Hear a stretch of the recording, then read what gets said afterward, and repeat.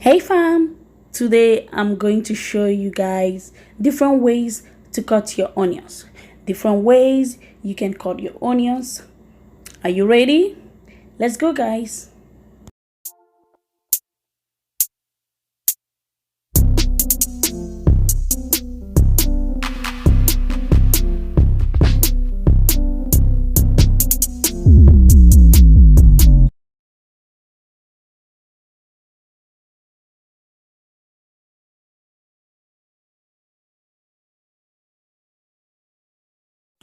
So first thing I do with my sharp knife, I take out the outer part of the onions. That's what I'm doing here. Take them all out and we move on from there.